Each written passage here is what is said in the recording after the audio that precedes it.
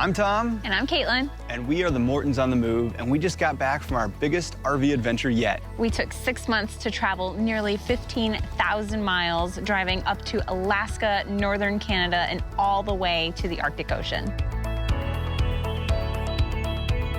It was an incredible journey, and we documented the entire thing in a 20-episode web series that we called Go North. Alaska is a big bucket list item for many RVers, and we were no exception. Alaska is such a vast place with so few people that the wild lands and the wilderness is so dominant, and we really wanted to see what it was like to drive through it and actually get to spend some time living there for a summer. We love finding remote, beautiful places to go, so we loaded up into a truck camper for this expedition and hit the road.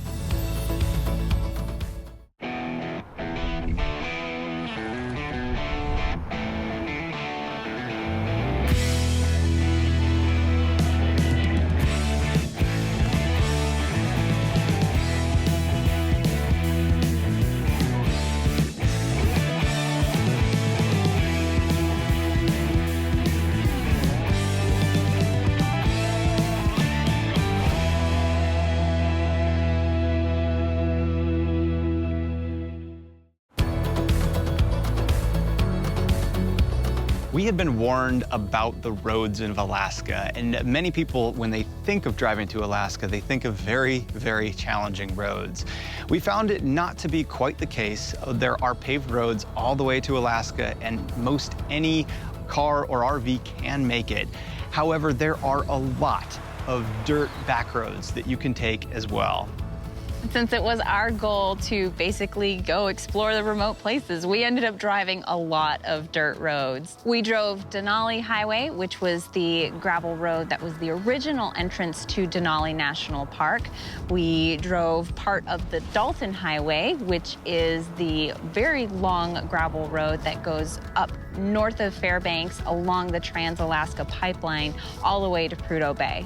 We also drove the 500-mile-long Dempster Highway in Canada that makes it all the way up to the town of Inuvik and beyond that to the town of Tuktoyaktuk on the Arctic Ocean.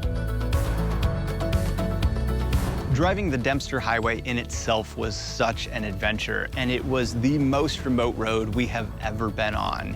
There is hundreds of miles between fuel stops that are not even towns, they're just fuel stops on this incredibly long road.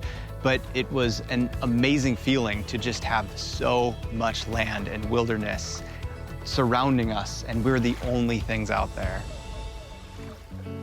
With all of these incredible adventures, it took us about a month to even get to Alaska after we started our trip. It's a long way, but once we finally made it, it was awesome. It was surreal. Mountains and wildlife and scenery and just vast expanses of wild places. A highlight of our time in Alaska was visiting Denali National Park. And Denali houses North America's tallest mountain, Mount Denali, or also previously known as Mount McKinley. At over 20,000 feet tall, this mountain creates its own weather and is often shrouded in clouds. About 30% of the time, it can be seen fully in all its glory, and we were fortunate enough to be one of the lucky ones to see it in all of that glory. We love Denali National Park not only for seeing the mountain, but also the hiking and getting to experience the wildlife, bears and moose and sheep. It was such a wild, remote park, more so than any other national park we've ever been to, and we fell in love with it. Alaska has very few roads, and in a summer, you can drive most of them. But to really experience it, flying into places is sometimes the best way, and Katmai National Park is only accessible by air. So we hopped on a seaplane and flew about an hour from Homer all the way to Katmai, where we were able to see bears feeding on salmon during the salmon run.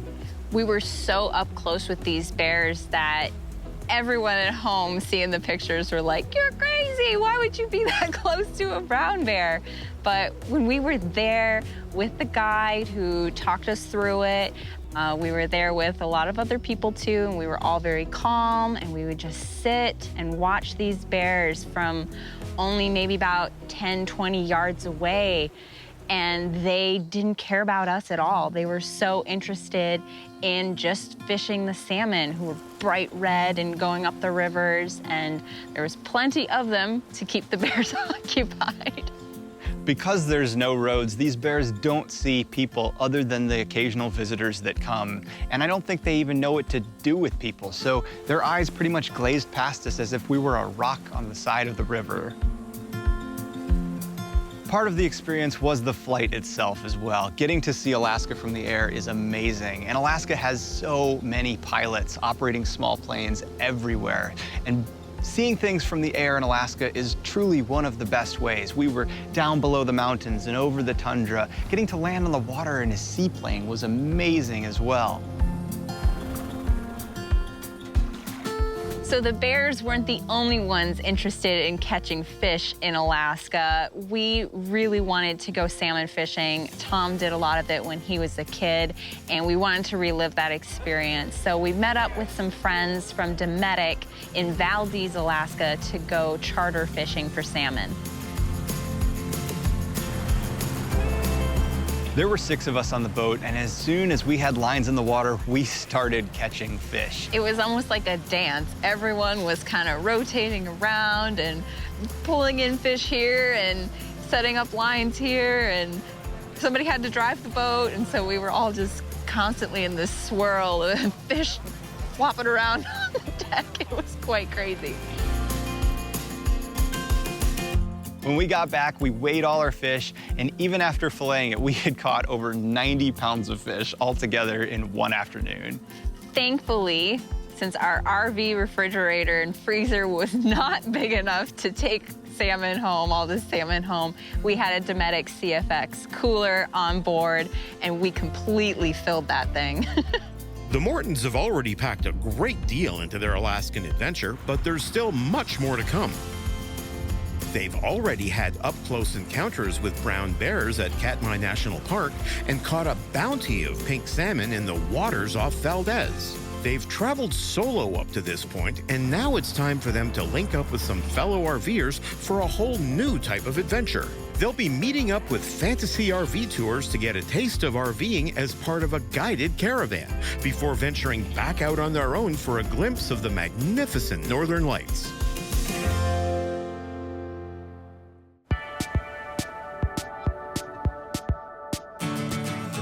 Doing an RV trip like this to Alaska is a daunting task, and even for us, it was challenging at times. Just the preparation, putting it together, and actually making the trip, figuring everything out. But we did have the opportunity to see an alternative way where we joined up with Fantasy RV Tours that takes care of all of that planning for their guests. We met up with Fantasy RV Tours in Dawson City, and that's where we met the wagon master, who is kind of the leader of the caravan group, and the tail gunner, who is the person who brings up the tail end on driving days and helps people out with any sort of breakdowns or repairs that happen on those moving days. We got acquainted, we met everybody, and we started hanging out and doing some of the group activities that they plan. Dawson City is a cute, historic town that still embodies the gold rush days that the Yukon and Alaska is known for. The historic downtown buildings are a lot of fun, and they have some really unique activities that we joined up with the group to see the town, go to a gambling hall and hang out, watch some shows, and also do the sour toe cocktail. The sour toe cocktail is unlike anything we'd ever seen before. It is a shot that is served with a human toe dropped into it, and you have to take the shot, and the toe has to touch your lips. The drink is dispensed by a tow captain, and we all stood in line and waited our turn, kind of cheering each other on and egging each other on if there was any hesitancy.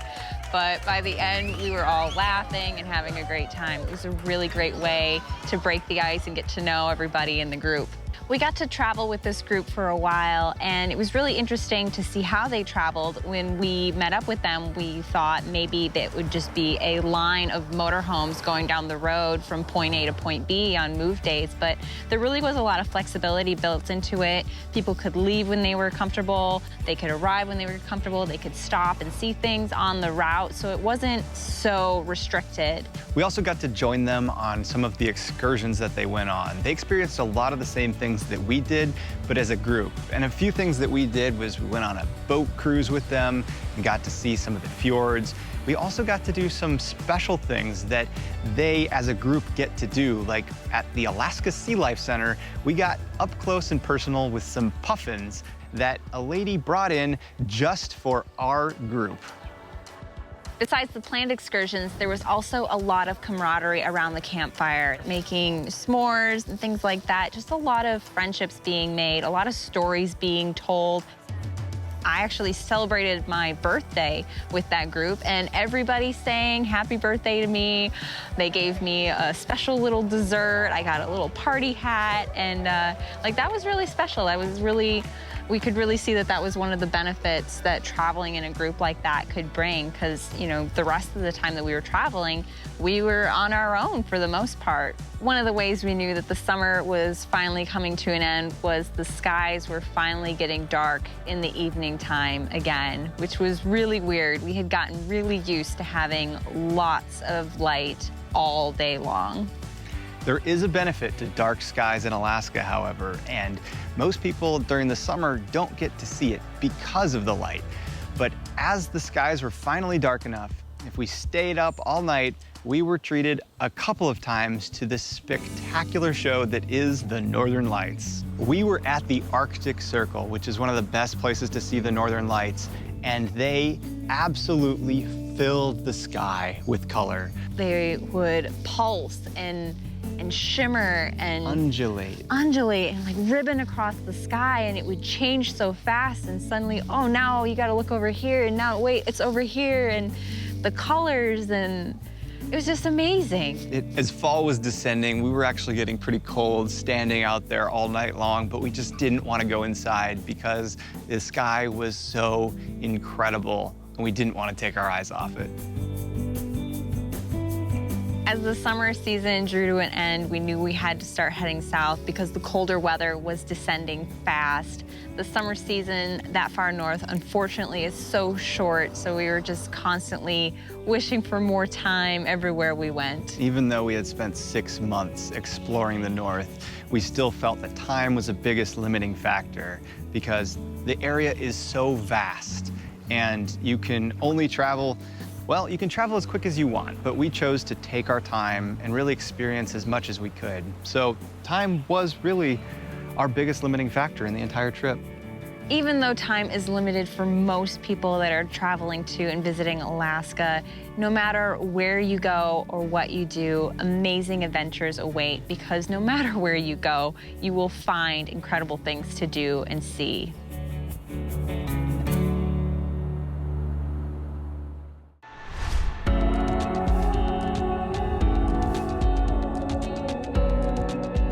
Traveling solo for the first time can be scary, and fear is usually the central factor keeping would-be RVers from hitting the road alone, whether it's fearing for one's safety or the fear of failing.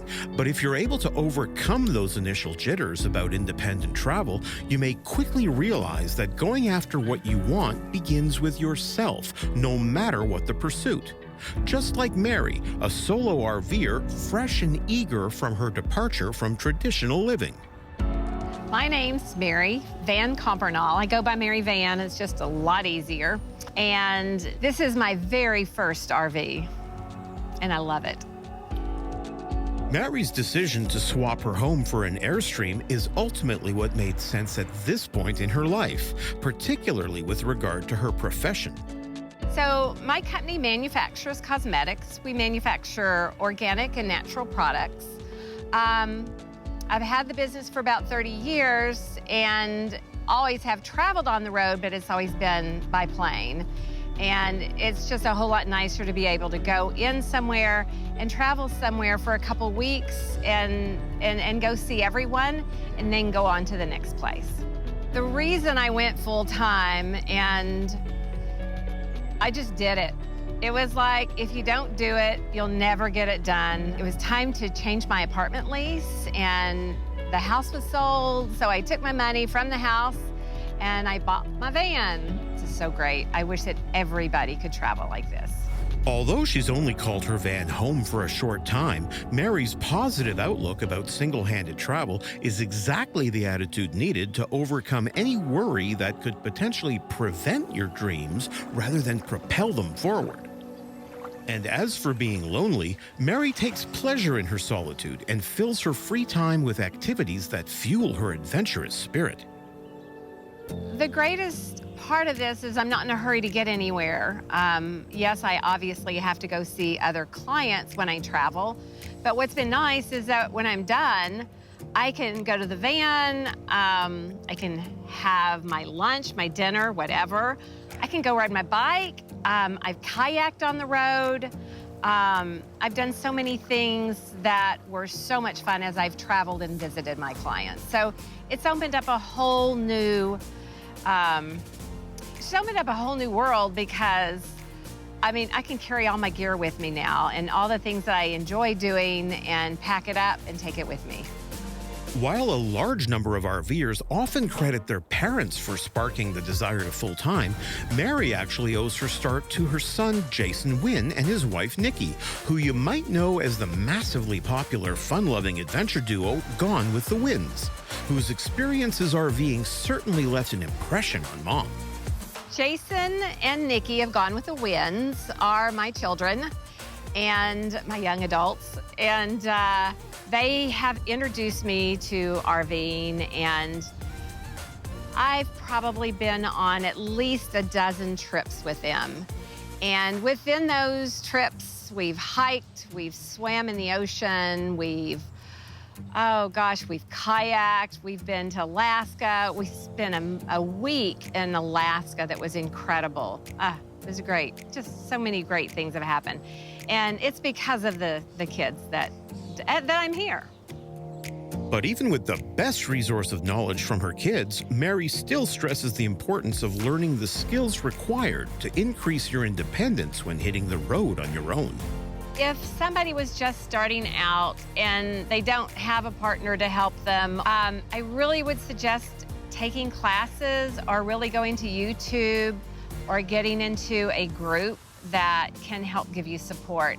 There is a lot of support out there, and I think that one thing I should have done better is to reach out to all the people out there that have a van similar to mine and start to ask questions, because it would have saved me a lot of frustration.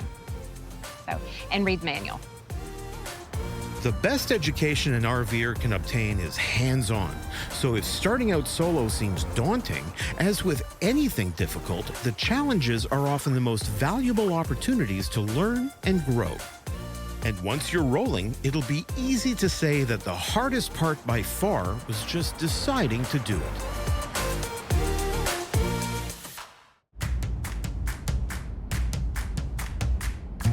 Among the array of topics in the world of RVing, one that all RVers will need to consider is that of insurance. Many who have obtained coverage won't fully understand exactly what they're covered for. In order to obtain some clarity on this crucial topic, we've traveled to Live Oak, Florida to meet with the president of FCIS Insurance, Courtney Woogie, whose father quite literally wrote the book on RV insurance at a time when it simply didn't exist.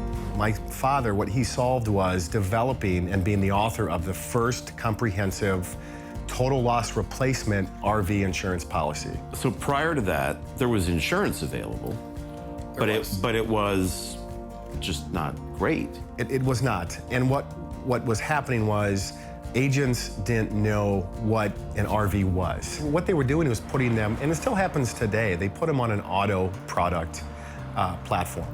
And as we know in society, not many people sleep in their cars.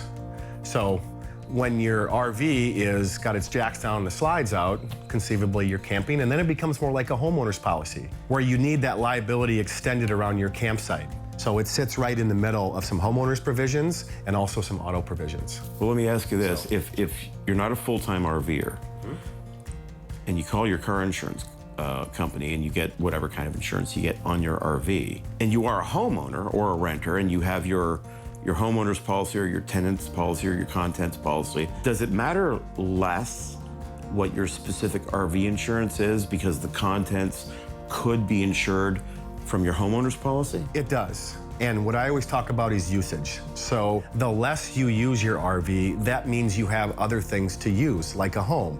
So if you're a weekend warrior, you have a travel trailer that you paid $10,000 for it, and if it blows away in a storm, you're okay with it. Your truck pulling your travel trailer, your truck has liability that will extend when it's hooked up to your travel trailer.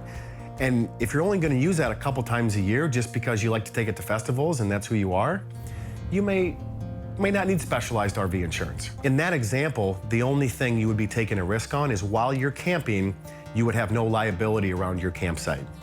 So then you could just take out a very small, very inexpensive RV policy to cover that liability around when it's a home for that 4 times a year. One of the apprehensions prospective RV owners may have is how expensive they imagine the insurance premiums for their RV will be, particularly when measured against the premiums being paid on their comparatively smaller cars. Yet, as it turns out, while several variables factor into the cost of premiums, the size of your rig will have far less of an impact than how often you use it. Most prospects will tell me once they buy an RV, they really think if their RV is 3 times more expensive than the auto, that the insurance is going to be 3 times more expensive. It's not a correlation. The premium isn't going to be 3 times higher.